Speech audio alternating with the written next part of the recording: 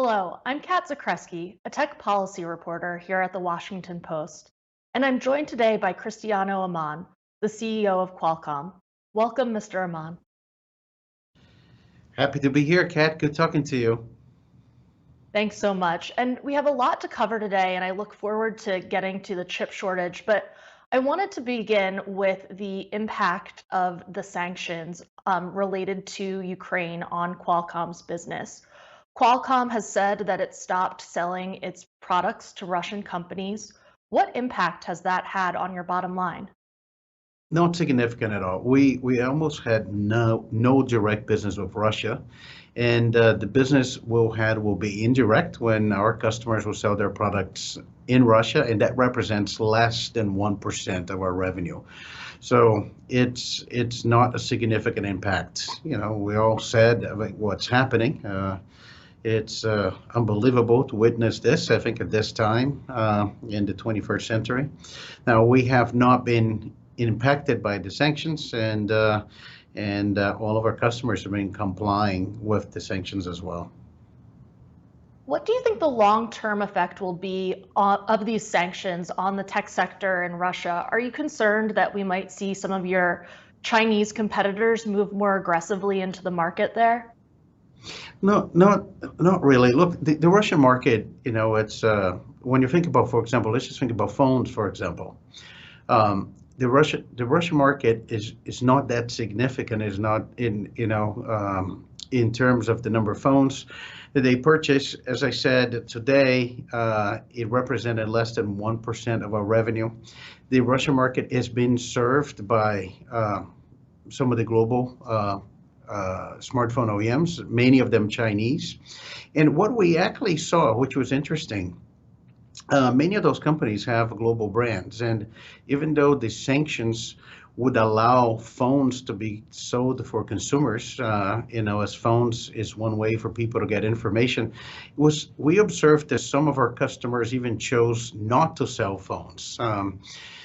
And go above and beyond the sanctions. I think the answer to your question is, the sanctions in Russia are very broad, and I think there's a big impact on Russia across all sectors of the economy, not only the tech sector. I think, fortunately, as I said before, it only represents less than 1% of our revenues. And I wanted to ask you also about the situation in Ukraine because Ukraine is a major manufacturer of neon, one of the components needed for chips. How do you think that this war and the impact it will have on the neon supply, what impact will that have on the broader chip shortage?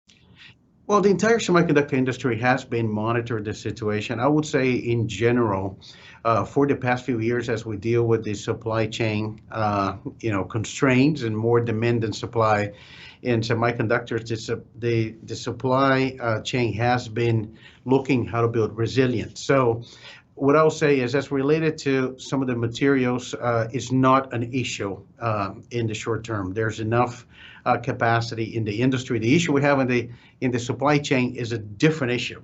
That we just continue to see demand growing for chips as everything is becoming digital. Digital transformation is happening at virtually every company, and we continue to see demand going up, and capacity needs to be built. So that is the issue that we have seen with the supply chain, but it's getting better.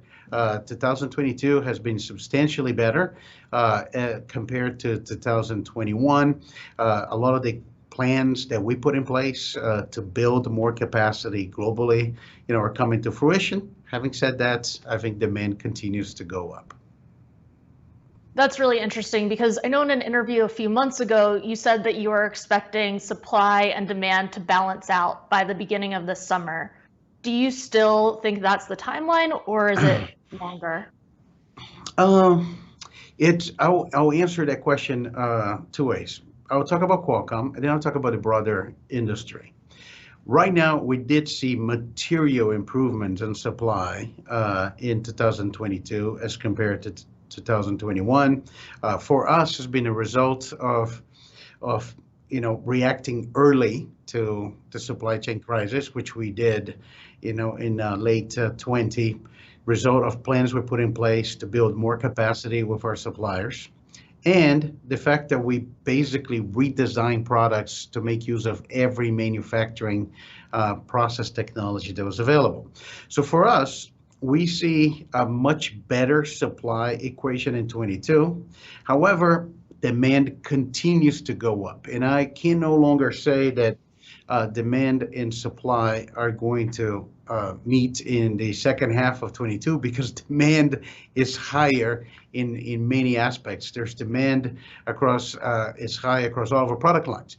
For the broader industry, especially some technologies that are being used in automotive, as an example, I think stability will come in 2023. And on that point of automotive, you had a big announcement yesterday about a new acquisition in that area. Can you tell me a little bit about that deal and what it says about Qualcomm's broader strategy in automotive?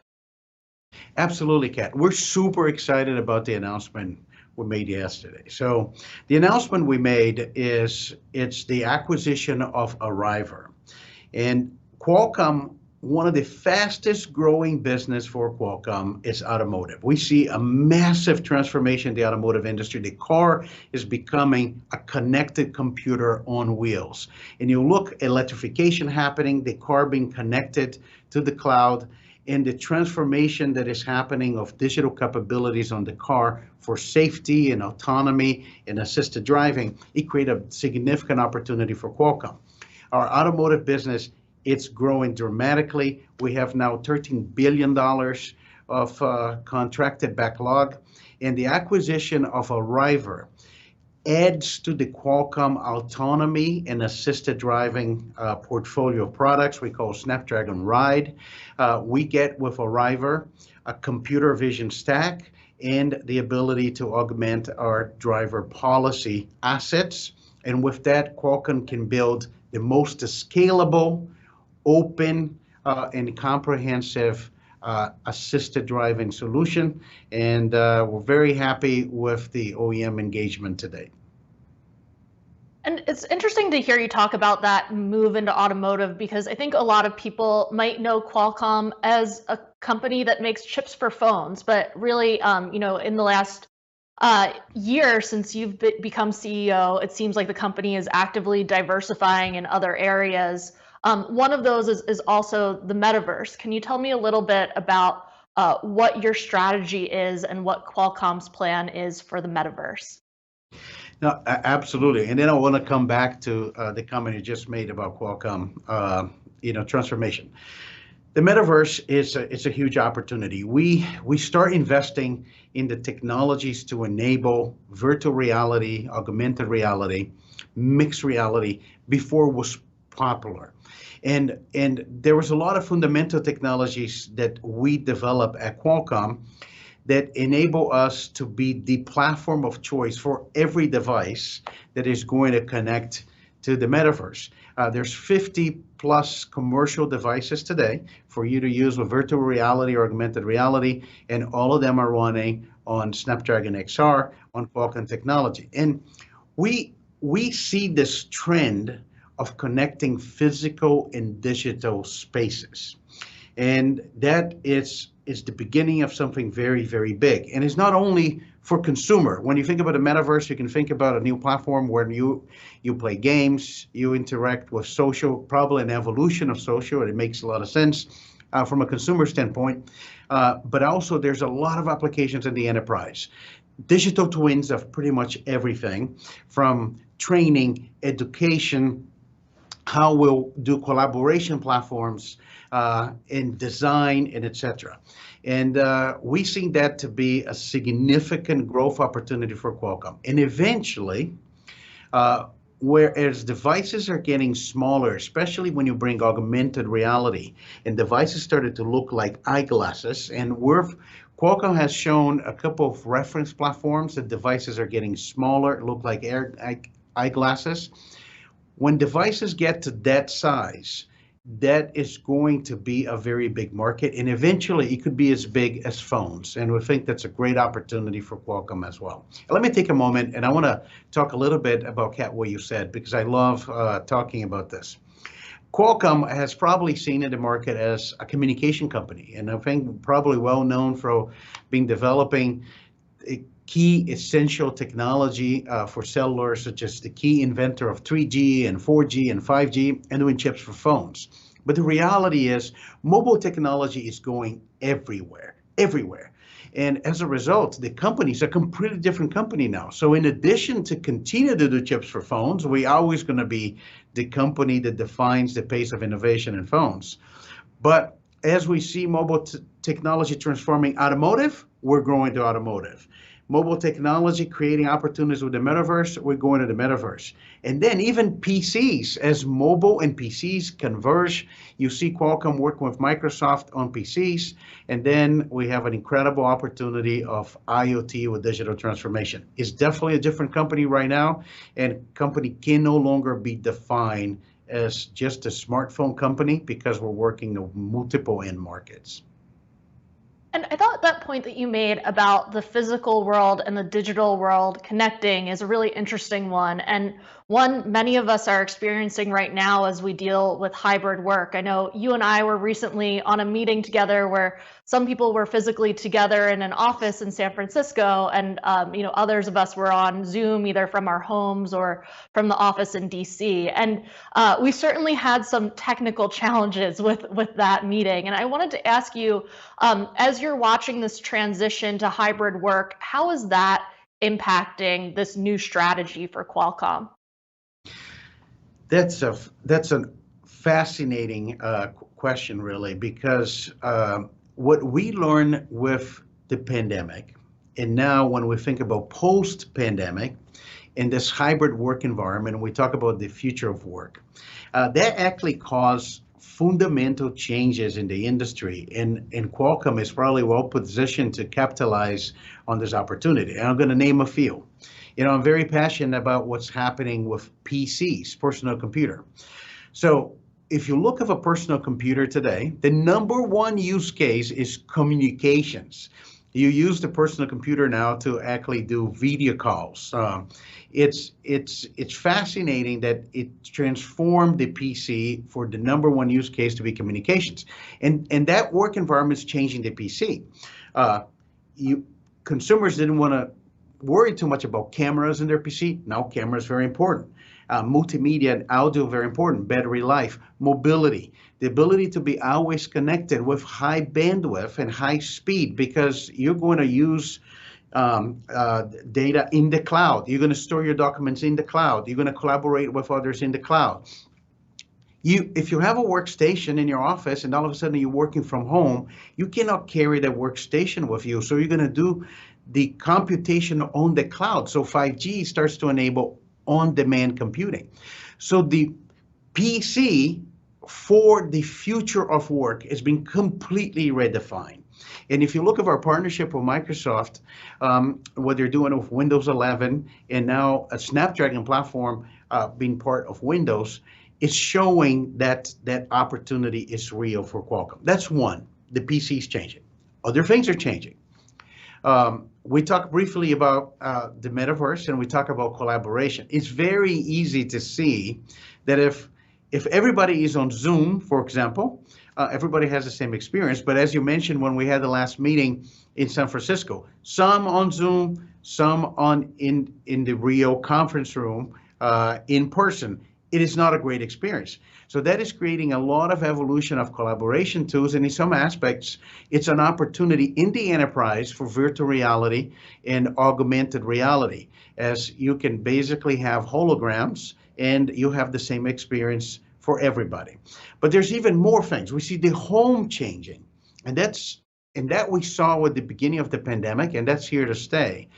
The home broadband got upgraded. One of the fast-growing business for Qualcomm is also our edge networking business. The home is upgrading to Wi-Fi 6, is going to upgrade to Wi-Fi 7, and what's most interesting, what the quality of broadband that you have in the enterprise now is extending to the home because the home is part of the enterprise. So all of those things are creating opportunities for Qualcomm in our diversification strategy, and the future of work is really exciting from a technology standpoint.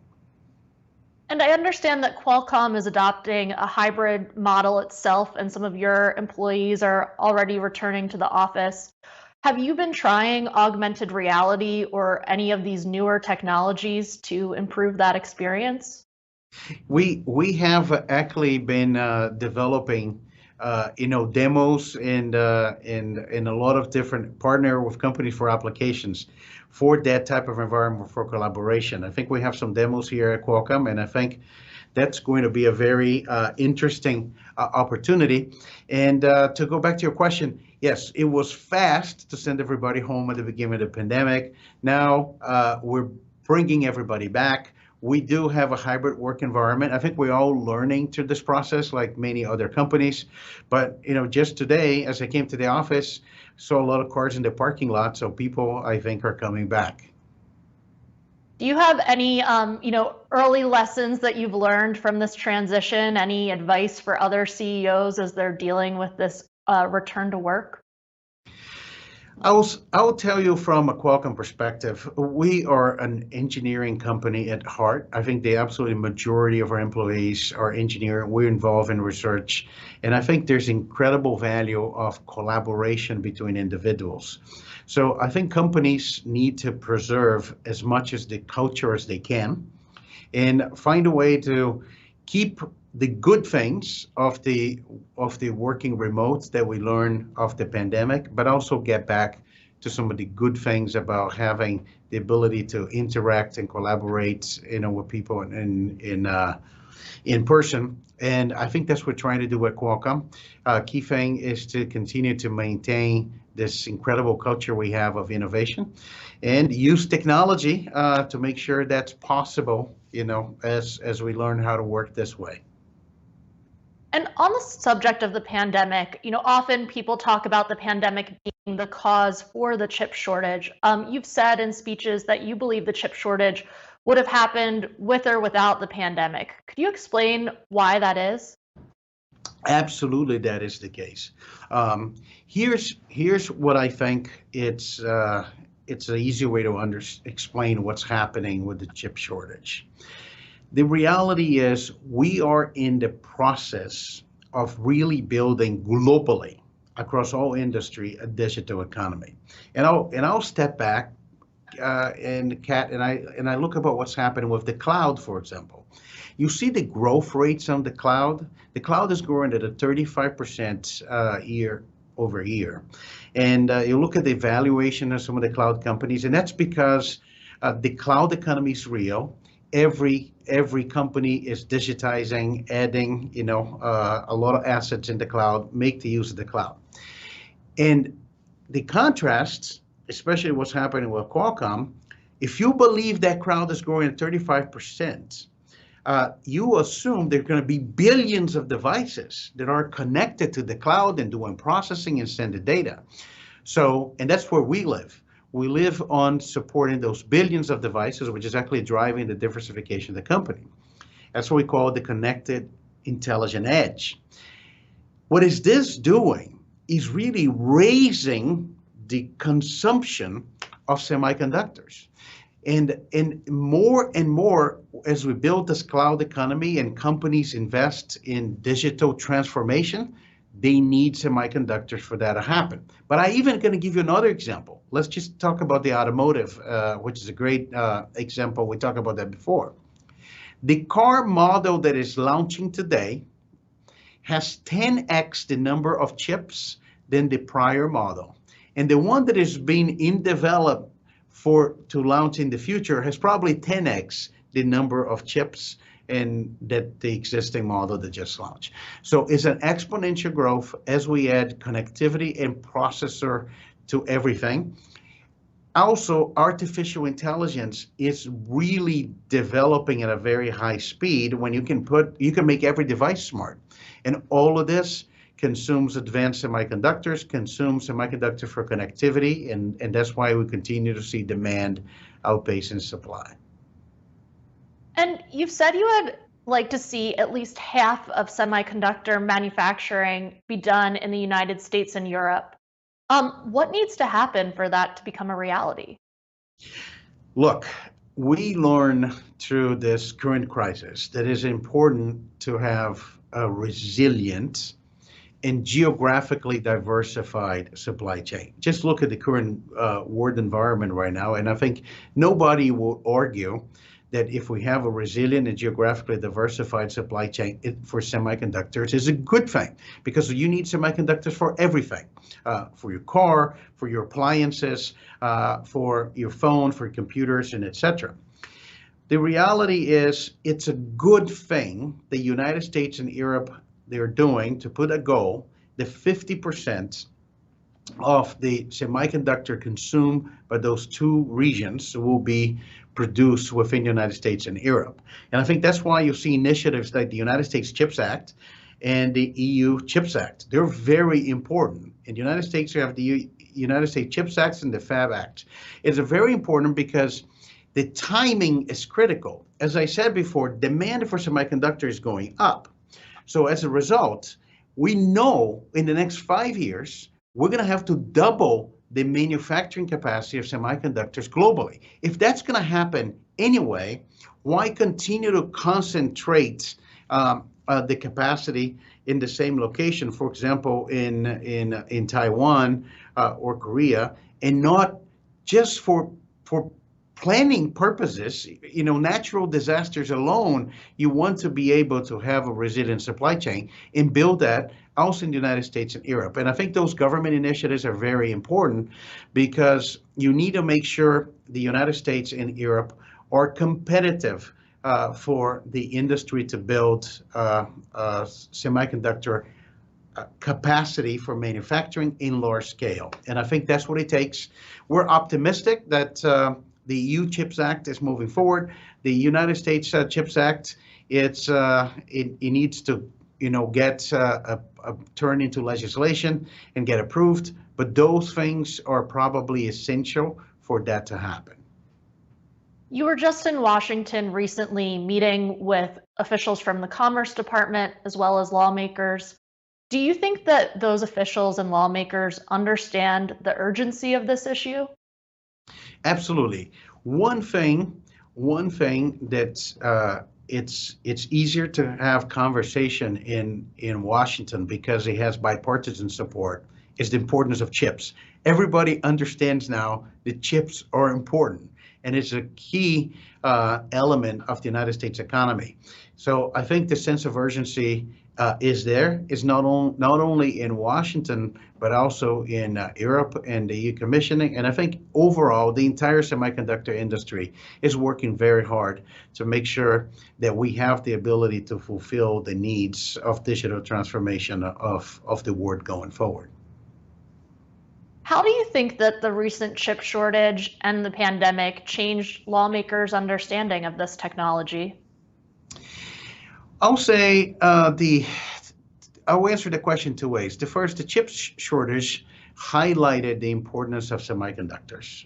Clearly, when you could not produce cars because you're missing chips, when you could not produce appliances because you're missing chips, you cannot build more capacity in the data center because you're missing chips. All of this became very clear that chips are really important. It is important to make sure we're enabling the right investments in this industry. The pandemic was a little bit different. The pandemic showed how communication technology is incredibly important. And the communication technology and the ability to be connected actually enable companies to stay productive, kids to continue to learn, people to remain connected with their family and friends. And I think that became very, very clear that we are in a connected world, and the importance of connectivity is really paramount. And just broadly, the Congress has become much more aggressive in scrutinizing the tech industry. We've also seen a lot of momentum recently around antitrust legislation. What is your position on some of the bills that Congress is considering that would limit, limit the alleged anti-competitive behavior of companies like Apple, Google, and Amazon? I'm not very close to comment, but maybe I'll just speak a little bit from Qualcomm and maybe a broader perspective. We're very fortunate that I think through the past several years, I think the Qualcomm business model of the licensing program has been battle tested. I think has been validated by pretty much every jurisdiction in the globe. We're also very happy with the outcome when we had our case in the past with the FTC. And I think the conclusion is Qualcomm has a very competitive license business model, and that's important because they had enabled growth that we have seen with technologies such as 4G and 5G, which is enabling every other industry to benefit from this technology. And we, as a company that is growing, we want a competitive environment, especially as we enter new markets, because there's an opportunity for mobile technology to transform many industries. The other broad perspective is, and I would just step back and I'll talk from a very higher level. Like I said, I'm not too close to the proposed legislation to comment, but on a very high level, we are building digital twins of everything. It's definitely happening. You have your digital twin in the cloud with all of your data. Companies have digital twins. And you can range from, you can have a digital twin of a car as you drive your car, and your car send information to its maker about the state of your car. You can also have the same thing about a power substation or anything that can have a digital twin. You see regulation that existed today to regulate our physical beings, right? You have rights and you have obligations. Is only natural. It's only natural as we think about everything being connected with the cloud and having a digital twin and everything, that regulation is also going to make sure that rights and obligations and privacy and all of those things apply to your digital twin as well. And if you look at things like the European Digital Markets Act, it's probably a step into that direction. So I think that's definitely, we're going to see more and more of that, and I think it's only logical as everything gets connected to the cloud and we build digital twins of everything. You mentioned the activity in Europe. We also have a more aggressive FTC chaired by Lina Khan. Is that changing at all the strategy that you have when thinking about acquisitions and the future of Qualcomm's business? No, not at all. We have been very vocal about this. Qualcomm, we're very happy with the strategy we lay out in New York last year during our Capital Markets Day, that we outlined the growth opportunity for Qualcomm, not only in handsets, but in automotive, in the broader IoT segment. And we're not at a place in our company that we need transformative M&A. But if anything, we'll continue to look for M&A to accelerate our own strategy. A great example of that is the Arriver acquisition that just closed. And I think that will continue to be true for Qualcomm as we look at M&A to grow our business. And I expect M&A to be an important part of the strategy going forward. Well, unfortunately, that's all the time that we have today. Cristiano, Amon, thank you so much for joining us here at Washington Post Live. Thank you so much. My pleasure doing that, and great seeing you, Kat. Great seeing you again, too. I'm Kat Zakreski, and as always, thanks for watching. To check out what interviews we have coming up, please head to WashingtonPostLive.com to register and find out more. Thank you.